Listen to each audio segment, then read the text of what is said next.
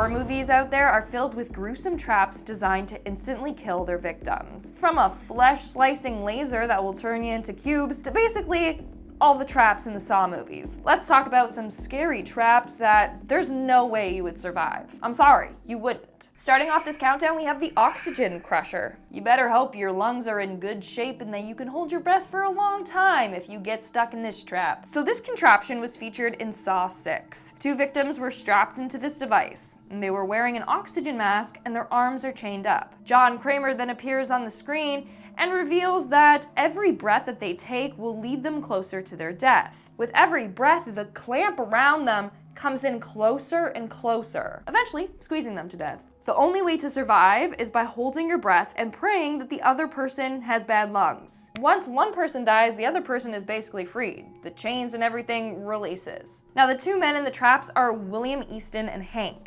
William is the manager of a health insurance company and he's responsible for the deaths of a number of people. Hank is the company's janitor, and honestly, this trap was designed to kill Hank. John Kramer was disgusted with the fact that he was a heavy smoker despite having a history of high blood pressure and heart disease. Even though he knew this, he never changed his ways, so John Kramer wanted to teach him a lesson. And of course, he ended up dying, sorry, spoiler alert, because he's got bad lungs. Not only that, but when the device started getting tighter and tighter on him, he began to panic, and so he was like hyperventilating and it got worse. So if you're a smoker, you die. If you can't hold your breath, you die, and if you panic, you die. So would you survive? Let me know. Next up, we have the Cube, aka the flesh-slicing laser. Cube is a 1997 Canadian science fiction horror film directed and co-written by Vincenzo Natali. The film begins with 5 strangers trapped in a room with no memory of how they got there. The room is a cube with hatches in its walls. But if you open these hatches, they will just lead to another cube identical to the one before. So it seems like they're literally trapped in an endless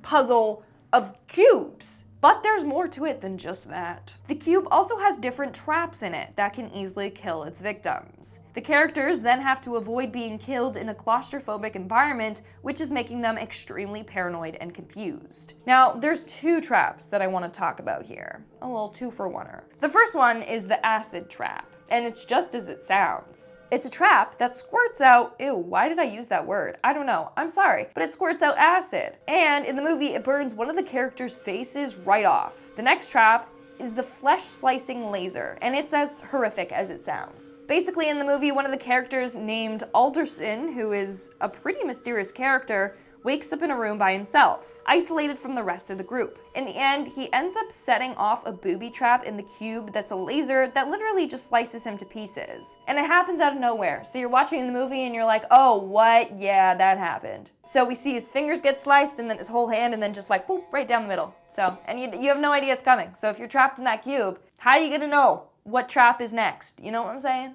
Moving on, we have the Venus flytrap, aka the death mask. This device was featured in Saw 2, and then it made an appearance in Saw 3 and Saw 3D, as well as the video game.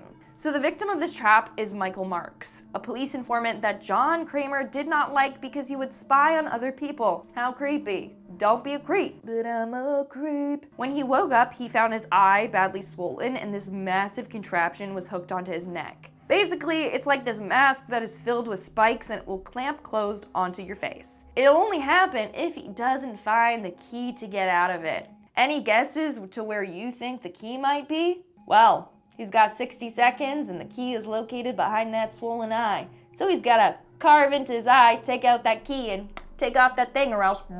I don't know about you, but my eyes were watering watching this. Anything with eyes or teeth, I can't do. I can't. Reminder, the mask has these metal spikes on the front and back of the mask, so when it closes, it's gonna like pierce you like a Venus flytrap. And Michael couldn't cut out his eye, so that was him.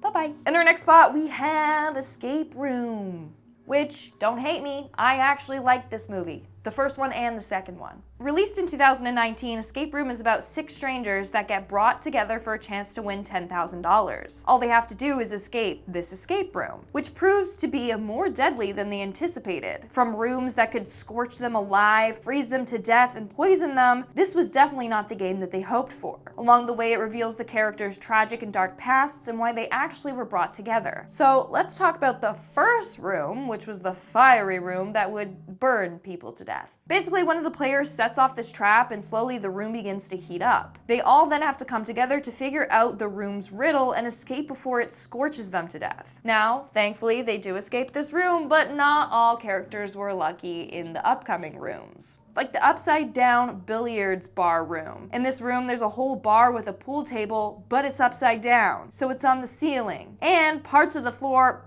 periodically fall, and if you're on the floor at the time that this happens, you're plummeting down that shaft and you're falling to your death. The only way you can leave this room is if you find the missing 8-ball, which is a key. And sadly, while trying to retrieve this key, one of the characters, Amanda, just splat. Or does she? Moving on, we have the reverse bear trap. Are we surprised that it's another one from Saw? No, I'm not. So basically, there's this contraption that gets put on the players' heads. It's secured by a padlock and there's a timer attached to the back of it. The victims then have 60 seconds to find the key to remove this trap, or else it'll activate and rip their jaw apart.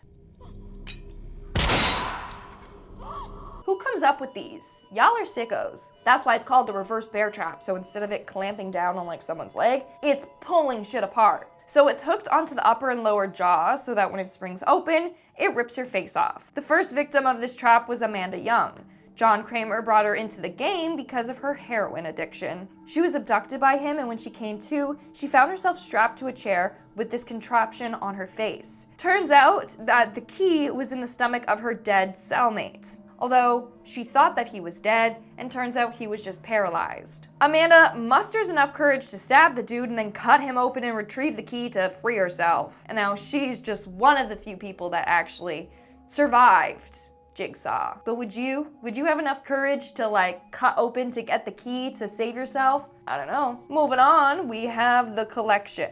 The 2012 film The Collection is a sequel to the 2009 film The Collector. One of the more gruesome scenes involves a nightclub and some deadly blades. So basically the bad guy in the film, The Collector, booby traps an entire nightclub. It starts off with the main character of the film going to this party, but one of the characters, Alana, sees her boyfriend with another woman. Being upset, she leaves the dance floor and unknowingly sets off a booby trap. From there, massive blades start coming down to the dance floor, ready to chop up the distracted dancers. And in a very bloody scene, it does just that. But the Collector doesn't stop there. The survivors weren't safe for long. Afterwards, they get trapped in this cage, and the roof on the cage starts lowering down on the panicking victims. And sadly, they can't escape, and so they all just get squished to death. If you have seen this scene, I hope you're doing okay.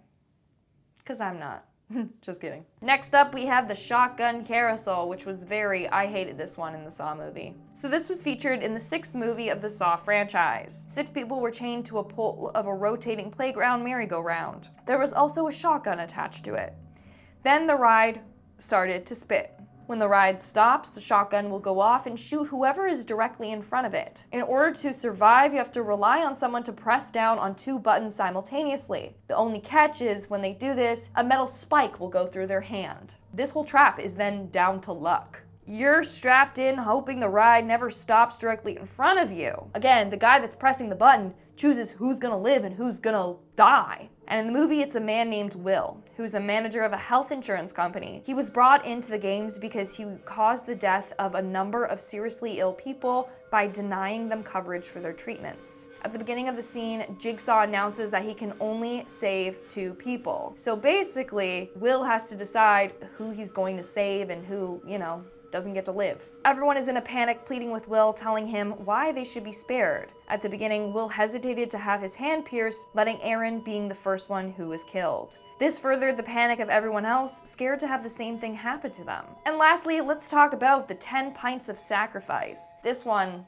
I was cringing so hard watching it. And it would be bloody painful, quite literally. Pun intended. So this device was featured in Saw 5, and it was the 4th and last test that the victims had to go through. Basically, the 2 remaining victims had to stick their hands in a box filled with rotating saw blades. They then had to sacrifice 10 pints of blood in 15 minutes. If not, they'd be killed by nail bombs in the room. Now, 10 pints of blood is the approximate amount of blood in the human body. So either one person has to sacrifice themselves for the other person, or they both give 5 pints of blood and they'll both be able to survive. They decided to go with the latter. It was disgusting to watch this, I'm sorry. Just seeing their hands being split in half with the saw blades, But in the end, they succeeded and got out of the room safely. Now the game was planned for the 5 victims who started the game, all of which were involved in the same case of arson. That's why they were brought in.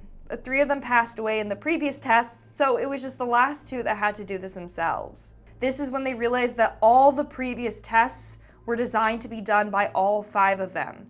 They were meant to work together to escape the traps, meaning they only would have had to sacrifice 2 pints of blood each. All right, folks, that's all for today's video. If you want me to do more reviews on scary movies, horror movies, all that kind of stuff, then let me know in the comments below. And while you're down there, smash that like button, obviously subscribe to my channel. I've been your host, Lindsay Ivan. Stay spooky, and I'll see you when I see you. Bye.